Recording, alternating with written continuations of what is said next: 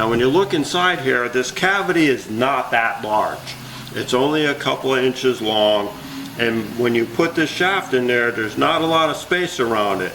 So basically what I do is, you can take your 1/2 inch deep well socket, and your 1/2 inch deep well socket fits perfectly inside here like this.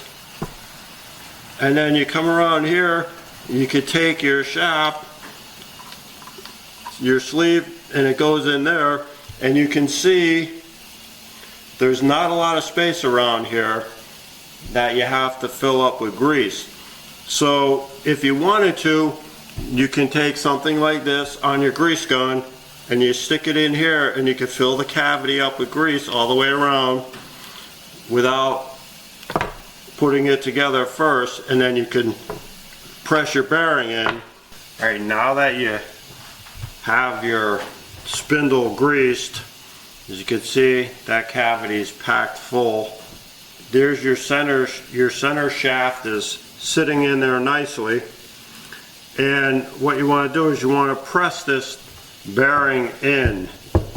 So you put it on here like this, and if you don't have a vise to use with your 1¼ inch deep well socket, you could take a piece of flat stock or something that you can put across the bottom here, and then take an adjustable clamp, hopefully you have one of those, and then you could open it up all the way, and your adjustable clamp will work with the shorter 1¼ inch to press this bearing in. I have a vise, so I'm going to use my vise to press the bearing in.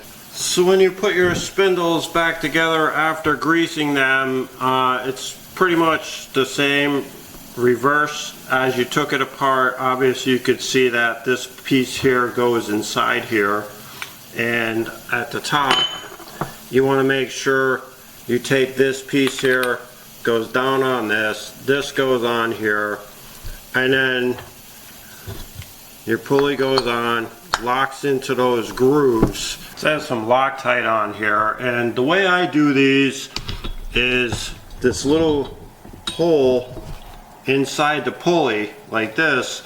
I take a screwdriver like this that's got a nice rubber handle in it, and I put it in just towards the top of the pulley, and then I take my air gun on low power, and then I put it on here and I tighten it up, and the screwdriver prevents the pulley from spinning around.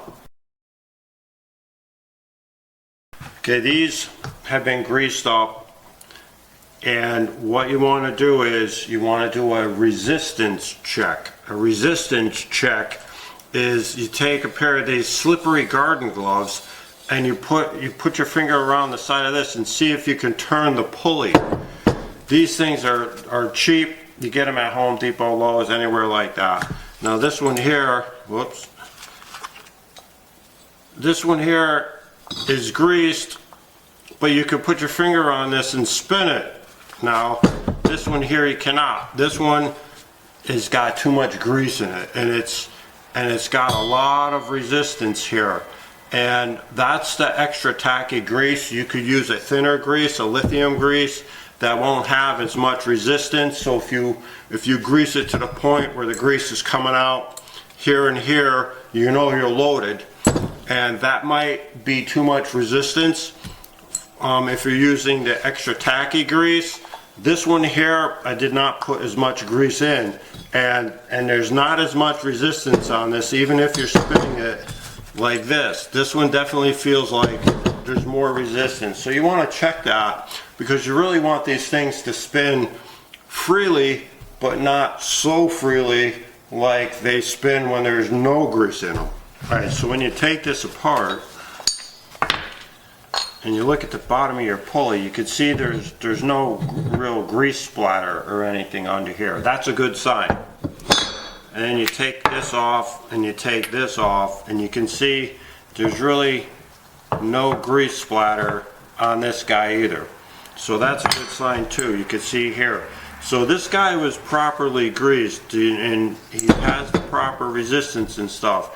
If these things are over greased and the grease starts coming out of here while you're pumping it, and you see it coming out around this shield or down here, when you're running the mower, you're going to have grease shooting out of there. I mean, that's not a big deal.